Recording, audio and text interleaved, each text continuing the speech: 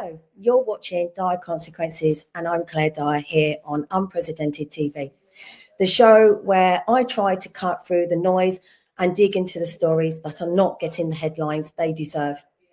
Some of you may remember back in November 2023 in Biggin Hill, a village in Greater London, a woman was struck by a ULEZ enforcement support car in what can only be described as a hit and run. For those that don't know, ULEZ stands for Ultra Low Emission Zone, a scheme aimed at cutting air pollution by charging drivers of older vehicles that came into effect in 28th of August 2023 under the Mayor of London, Sadiq Khan. But this wasn't about emissions, and this was about a woman left injured in the road and a driver who did not stop. I also sat through the trial. I gave witness testimony. I saw the evidence. I heard the arguments, and I watched the driver walk away with a sentence that frankly left me stunned. And what's worse, there's been barely a word about it in the media. Tonight, I'm not just presenting this discussion. I'm a witness to what happened on that road and in that courtroom, and it's time the public heard the full story. So today, I want to welcome to the show Lembet Opik. Hi, good to see you, Claire. Can I first say to you, I'm so impressed with your investigative journalism over these last few months. Thank you. It really is an honor to work with you and to contribute to your show, because I spent a lot of time working on the output of Unprecedented, but everything you do makes sense. Thank you. Yeah, I mean, as most people know, that I have spent a lot of time out on the streets, but in a good way. I don't like to say activism, but campaigning, and that really took into action during ULEZ, when ULEZ came obviously to my village.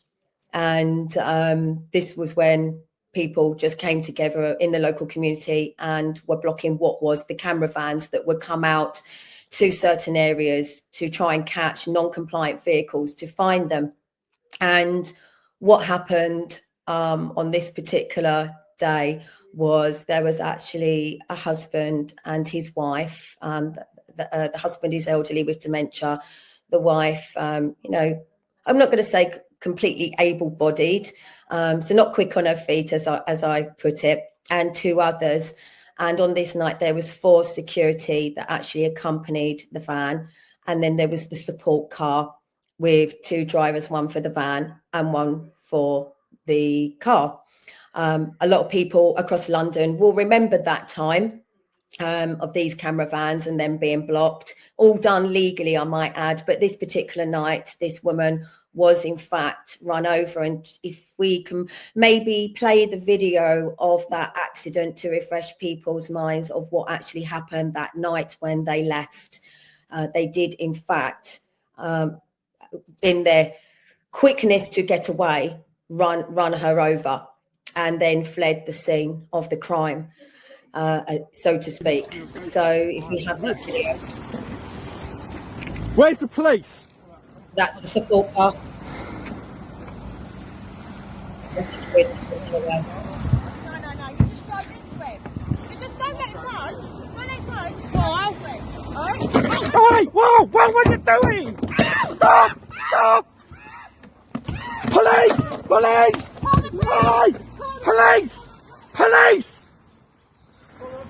Follow that car!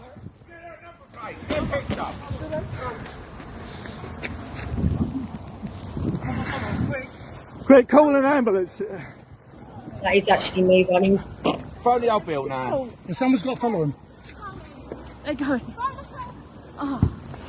You alright? No, not my leg. No, it's not broken. Right. So the first point we have here is that they didn't stop. I mean, what do you make of that, Lembet? This is a classic example of the utter moral destruction of London under Sadiq Khan, who doesn't seem to care about the kind of complaints that I'm sure we're going to be talking about now. Ultra low emission zone, as you rightly pointed out, is a piece of nonsense by Sadiq Khan and some other politicians in London, pretending that large numbers of people are dying because of air quality. First thing I'll say to you, Claire, on your show, I want to see the actual evidence of it, because it's, in my view, a lie. I think that a small number of people who have got extreme breathing problems can suffer from bad air, but the overall majority of people don't. If there was a problem with bad air, why force them into London Underground, where the air is orders of magnitude worse than up at street level? So the fundamental reason this is happening is a lie. Now, what you just showed us there, Claire, is an example of somebody being run over, and then in an illegal way, the worker, right, who works for Sadiq Khan, runs away from the scene or drives away from the scene. This shows the utter moral corruption of Transport for London. And the fact that this wasn't simply dealt with without any case, in my view, suggests that we now live in a country and in a city which is morally falling apart. Well, as it turns out, I then followed them 6 miles down the road whilst on the phone to the police, by which that support car did actually attempt to get me off the road by cutting me up.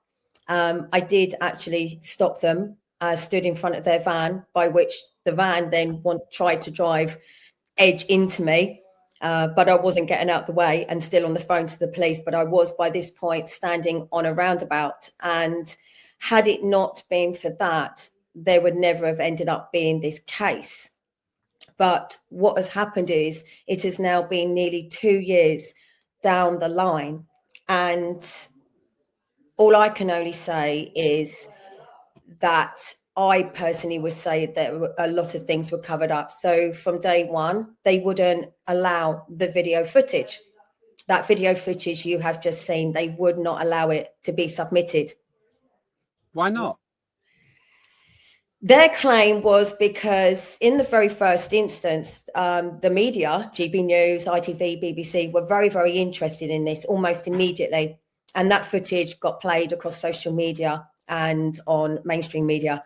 And that was their claim, that they could not use the footage in case it had been tampered with.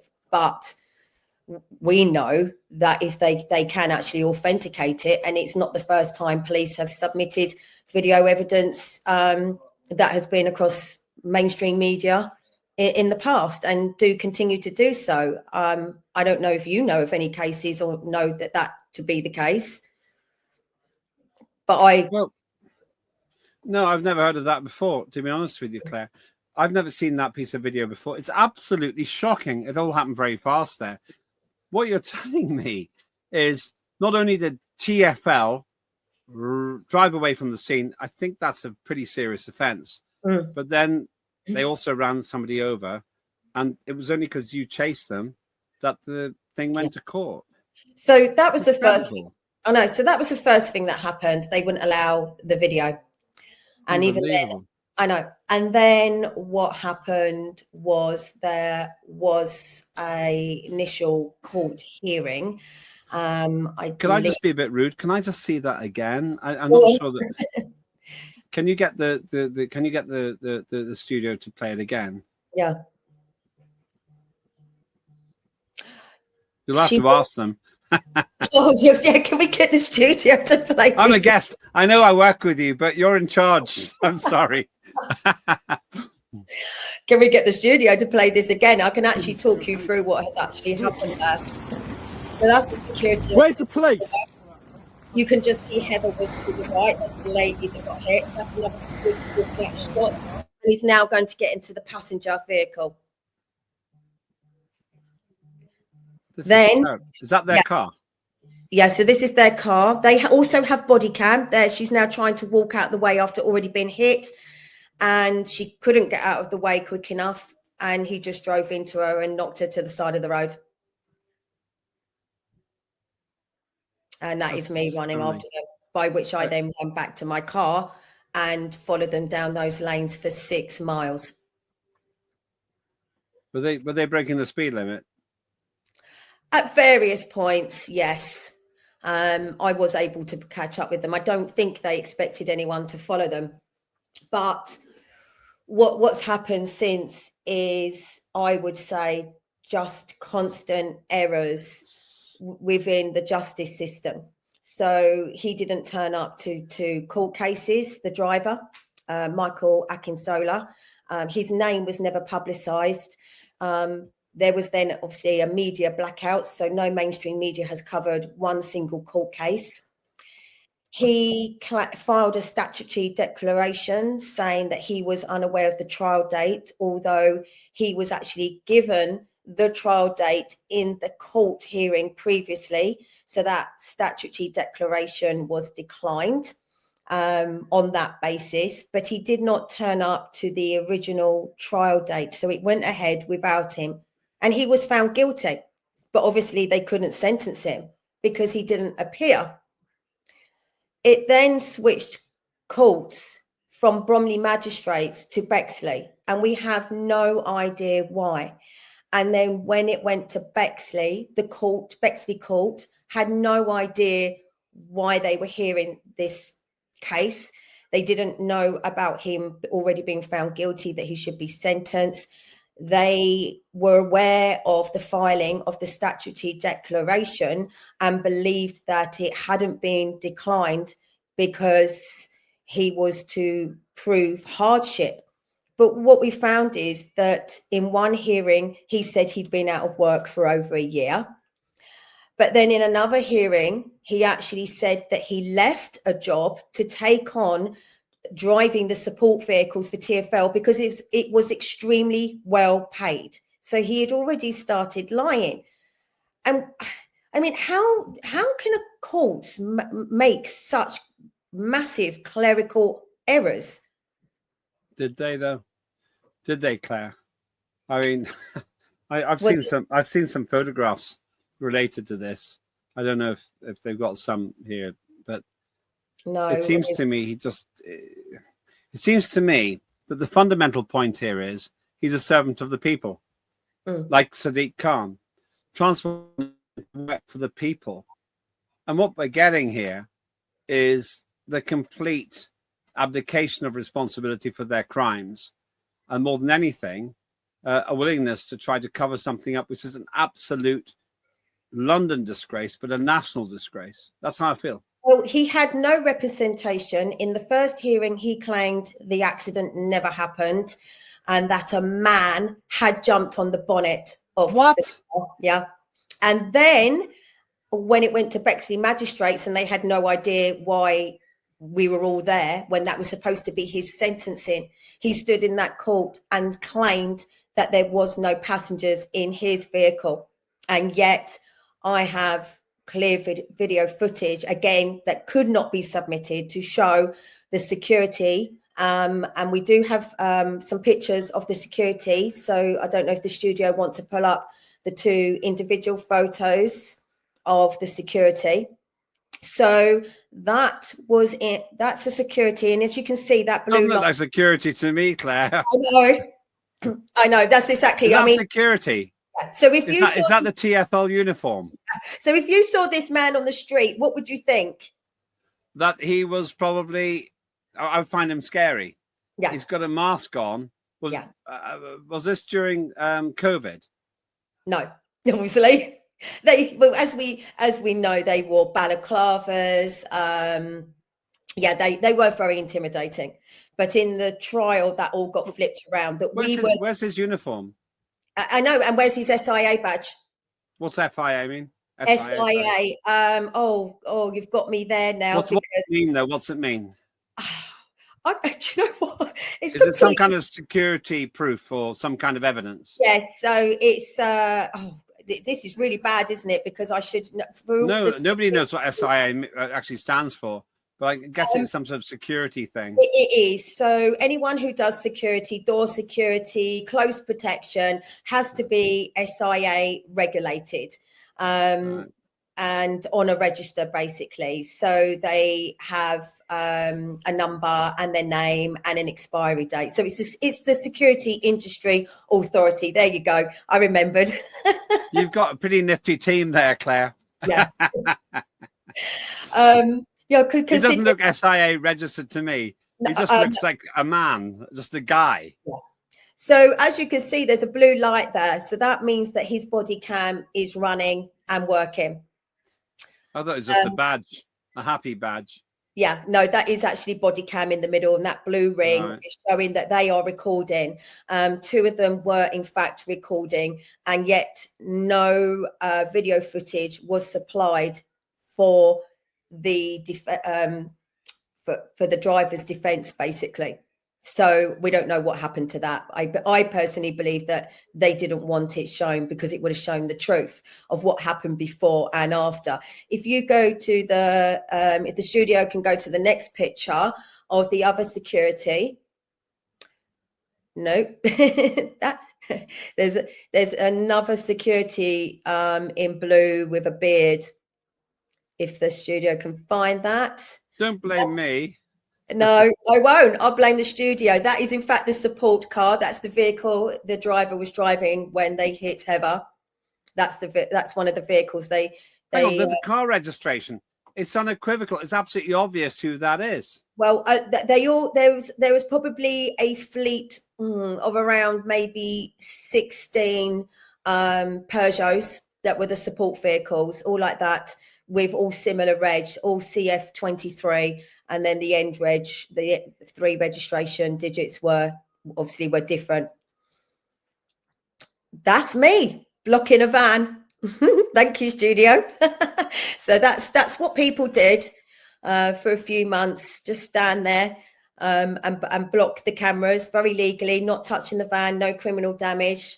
I'm actually ignoring. That's a security officer, to, if you want to call her that, to the left, and I'm looking at my phone, ignoring her. Not interacting with her, just getting the job done and making sure no one gets fined. But there, as I said, there was another security that did get in the passenger of that vehicle, and he said in court that he was in that vehicle alone. So that was before they then decided they would go to a new trial date. So they basically called a retrial. Why a new trial date?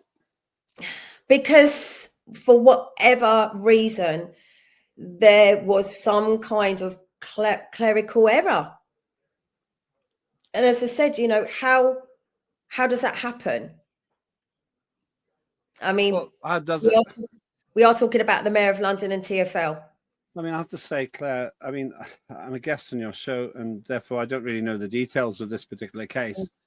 But the whole reason we set up Unprecedented TV is to actually give a voice to the voiceless.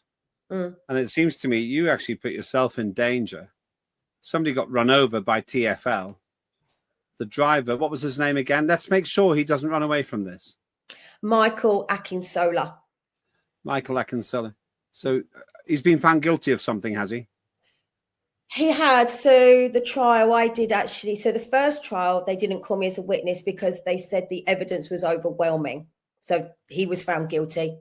Obviously, then moved from Bromley magistrates to Bexley magistrates for sentencing, which he did appear for. Somehow there was this clerical error.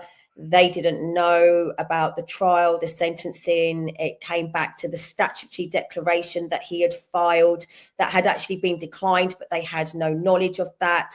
So essentially held it on the basis of him claiming hardship, even though he had said in one hearing he had been out of work for a year, but in another hearing he said that he left a job to take on the ULEZ job. So all of that got overridden, and the judge at Bexley decided that it would go back to a retrial, which is what we had. This is the lady in question, Heather, in the red jacket, who was obviously run over and did have some quite very serious, nasty bruising to both of her legs. That's me on the right. That's all people did was just stand there. We're actually using the umbrella to block the camera. So... Hang on, really? That's interesting. So is that actually that one of their vans in the background then? Yeah, that's the van. That's one in Biggin Hill, on the hill. For 5 hours that was there. So 5 hours we covered it. why is it? Why is? Sorry, you're the boss here, but I know. I get really annoyed with this because I can't believe all these bad things have happened and they haven't been exposed. This is why you've got Dyer Consequences. I mean, sorry, I don't mean you have Dyer Consequences. You've got the show Dyer Consequences, because you're talking about a total destructive, self-serving, in my opinion, corrupt system where if you weren't there, they could have got away with this. And it sounds to me that this Michael Akinsola character has to an extent got away with it. This is my opinion. I wasn't in the jury. I bet you there wasn't a jury. No. I think he got away with it. It's unfortunate because, you know, Heather, it's been almost 2 years for Heather, and she obviously couldn't work. She's a driving instructor, so she couldn't work and lost money. Her husband has dementia. She has land where she has horses, pigs, sheep, I believe, and she had to get people to help her do that. I really wanted her to come on, but she just felt like she couldn't after what has now happened, because justice hasn't been served. And unfortunately, I have now, not only am I presenter, but I would say / guest on my own show now, being obviously there at the scene, being an eyewitness, and obviously giving testimony as well. So I think we will stop there for a minute and we will go to an advert to take a look at a brand new show that is coming to Unprecedented TV. Poor kids are just as bright and just as talented as white kids.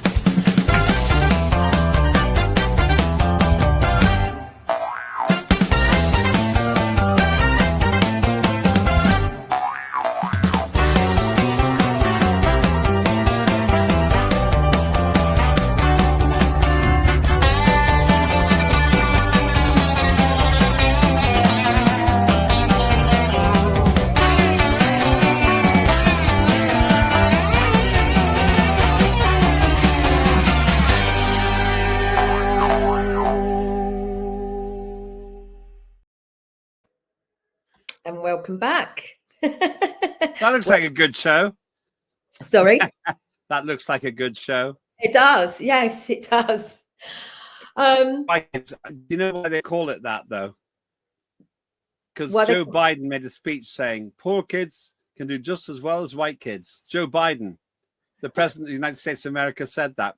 And I can see something wrong with that. But the other guy on the show, and I admit I'm involved in this, he's Iranian. And it breaks some conventions, that show. Really? But we do it in a satirical way. All I can say to you, Claire, I know you said before the break that you feel like a guest in your own show. I'm not surprised. We live in a surreal world. But the thing is, you are presenting this to the world. You are the one person who's actually bringing this to the airwaves. Well, this is the thing. I wanted to get out because there has been no mainstream media coverage on this. As I said, they all jumped on it in that very instant, you know, for the first 2 months after it happened. You know, mainstream media were interested. Every court case that has every hearing that has happened since in the last 20 months, you can't get mainstream media to turn up. And, you know, I've had some contacts, they haven't been interested. So I felt that really the only thing that I could do was use the platform that I've got to tell people what has happened since. Because I would say so far, it would look like, I mean, from what I've told you so far, what is kind of your opinion of where things have gone wrong? Well, Claire, in answer to your question, as a campaigner, I am a campaigner when I'm not on air. I think that this country and this city of London has never been worse served by politicians. Sadiq Khan, I know him. I was a member of parliament with him. And he made lots of promises and he hasn't delivered. And when we see TfL, Transport for London, which is for those who don't live in London or don't live in Britain, meant to make transport better. They presided over the slowest traffic in any major city in the world. They have caused the poor to pay more tax because they've got the oldest cars. because of ULEZ, ultra low emission zone, which is this preposterous idea that cars kill people. Probably a tiny number, maybe single digit numbers of people a year die because of emissions. But think about the millions of pounds scrounged off the poor by the Transport for London people who are working at an incredible loss. And let's just remember, as I said before, that if you go into the London Underground, you increase your exposure to particulate matter. Do you believe that this is to support the net zero agenda that is just a scam, essentially, a lie? No, I don't, Claire. I think this is to support the net zero agenda, which is to try and reduce carbon dioxide.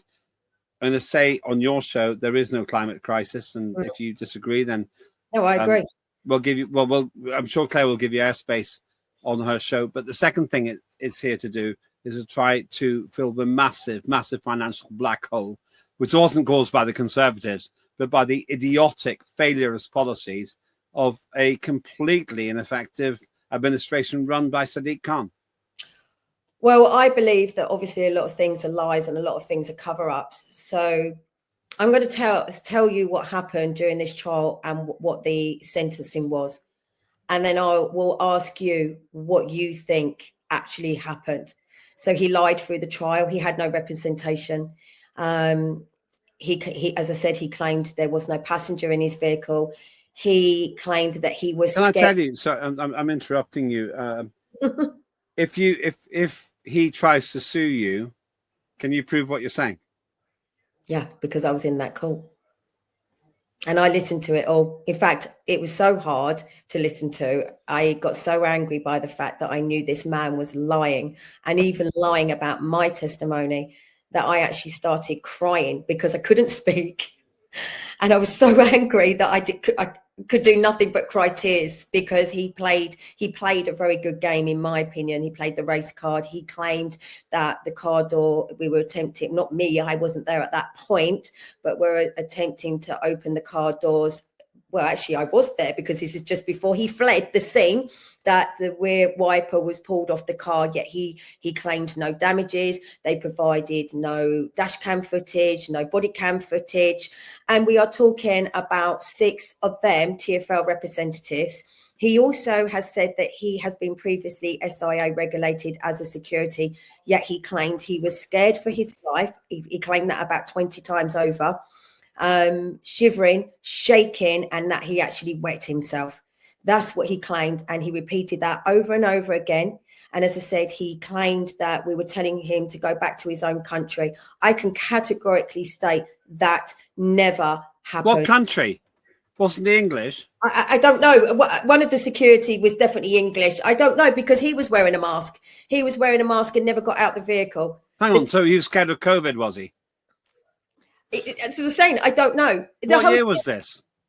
Well, it was end of 2023.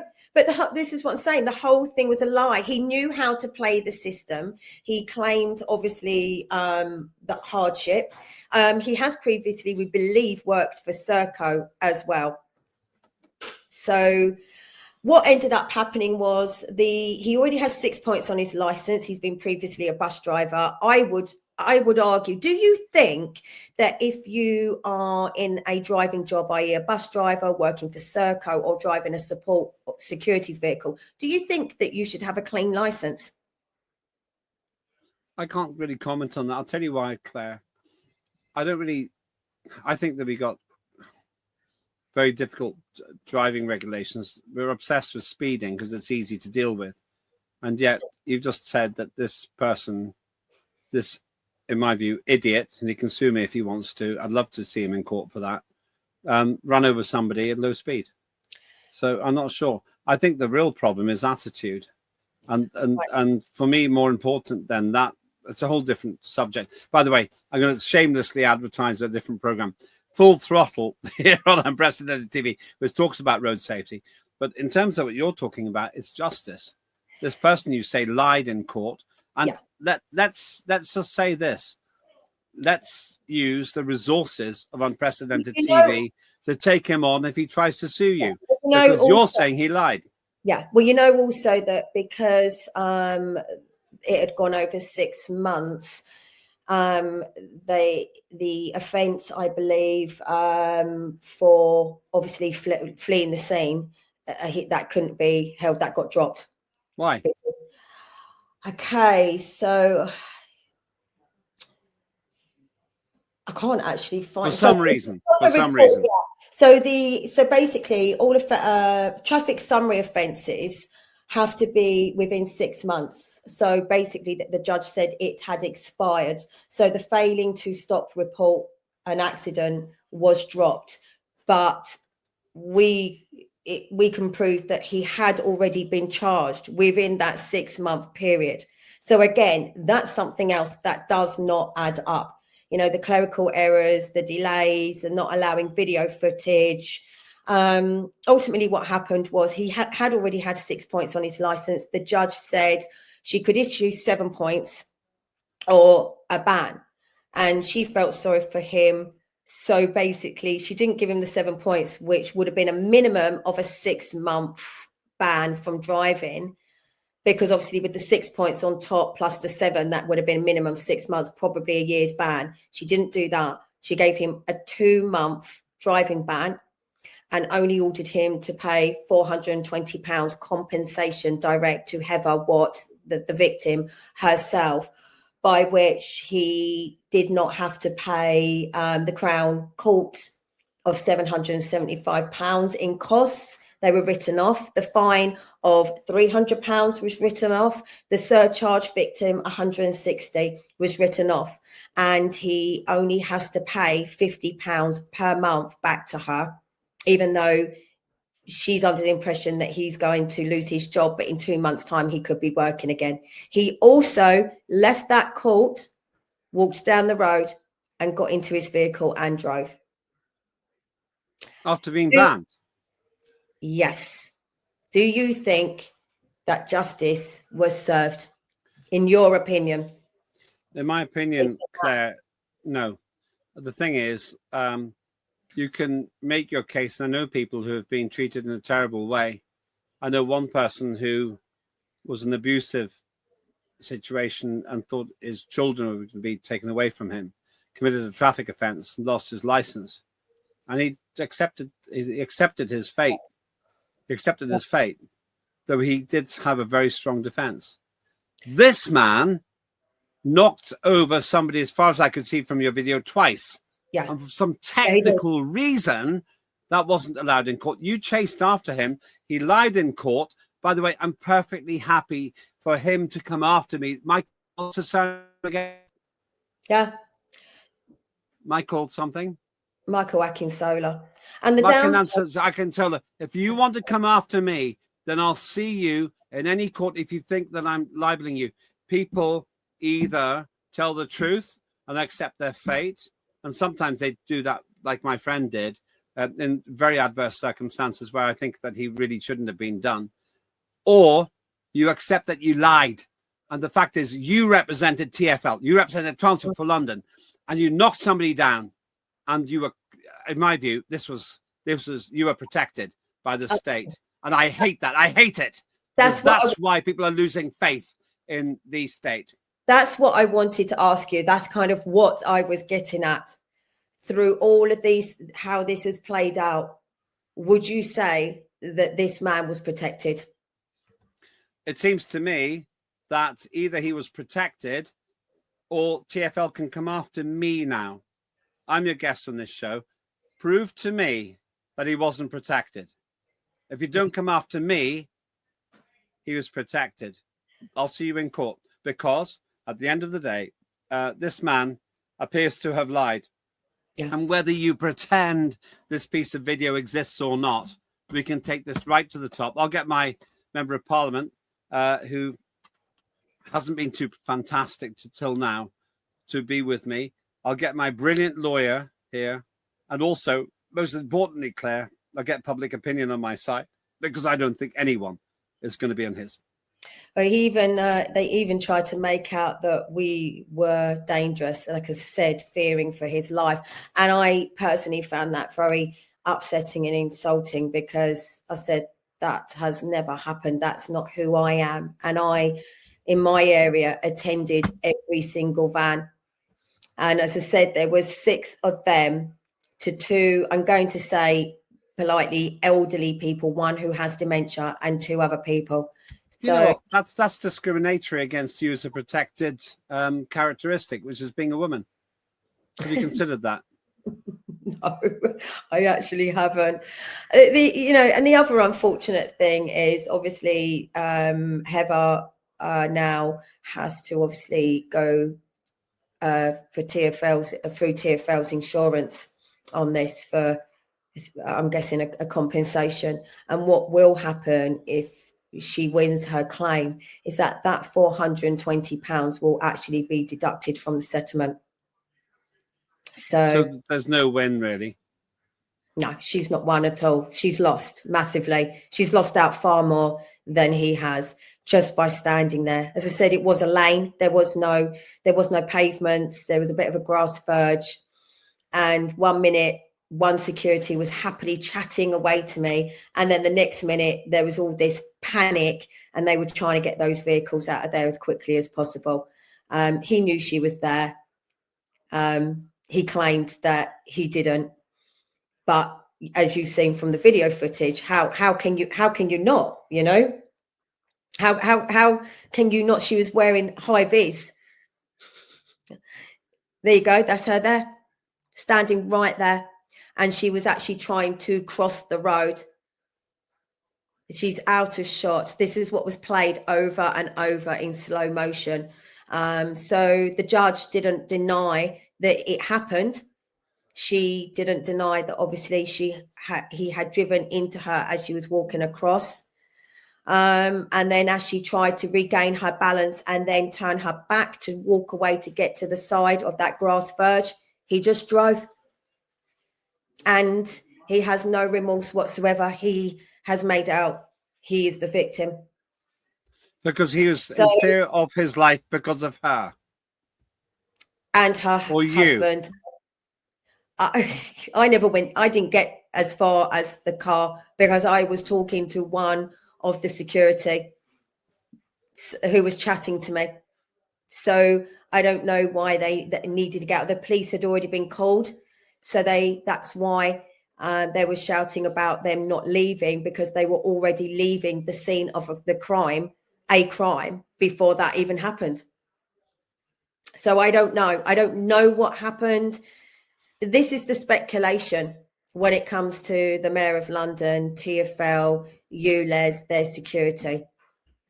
What is going on behind the scenes? It doesn't matter whether these security have assaulted people, intimidated them, wearing balaclavas, not wearing SIA badges. And now, obviously, this court case, this accident, which looked very clear cut. What's happened? What do you think, Lembet, is going on? Well, my last word on this is we no longer live in a just society. Sadiq Khan promised to cut knife crime. More people have been stabbed under his regime than before. ULEZ was meant to save lives. It was utter nonsense. Sadiq Khan goes for net zero carbon dioxide, which is utter rubbish. He wants to cut carbon dioxide, and then he wants to force us into the London Underground, where particulate matter is thousands of percent higher in certain parts of the system than at road level. Claire, my final answer to your question is we live in a crazy society. I don't know who you would vote for, but I wouldn't vote for them. Well, I wouldn't, no. And what I would say in this case is what Gladstone famously said: justice delayed is justice denied. And I would say that's certainly what happened in this case. I think you're completely right. You know what? Being on your show today makes me even more angry. I tried to stay out of politics, but I'm being dragged back into it. I'm not sure you and I share the same political views these days, but we might be able to share the same comment I'm about to make next. Labour, Conservative and Liberal Democrats are a disgrace. And when you see what we just watched in that video now, your investigative reporting shows that we live in a society which has become so corrupt, they protect liars rather than the people those liars work for. and the ones that commit assault as well. Yeah. It's So it what I seems would like it. Yeah. Thanks for letting me be on your show, by the way. Oh, thank you for coming on and talking to me about it. So to close, so the fact is, I witnessed the incident. I sat through both trials, and what I saw was a system that massively failed, not just once, but repeatedly. The driver was found guilty, but due to court errors and clerical mistakes, the case was thrown out and retried. 2 years of delays, serious oversights, and in the end, a sentence that didn't even reflect the harm that was caused at all to Heather. And through it all, barely a word in the media. In fact, I would say a complete media blackout on this for the last 18, 20 months. This isn't just a legal failure. It's a failure of accountability, and people deserve to know the truth. I want to give people the truth the best I can. I investigate things and look at things with my own eyes, and I will try my best on this show to have those voices on, the ones that the mainstream media don't want you to hear, the ones that are being censored, for them to speak out, because I don't think we're going to get the truth from our government, and we're not going to get the truth from the mainstream media. So please keep tuning in. Tune in to Unprecedented TV. We have many shows here. You can find us on YouTube and on X. And please, just, if you want the truth, tune into Unprecedented TV. I'm Claire Dyer, and this is Dyer Consequences.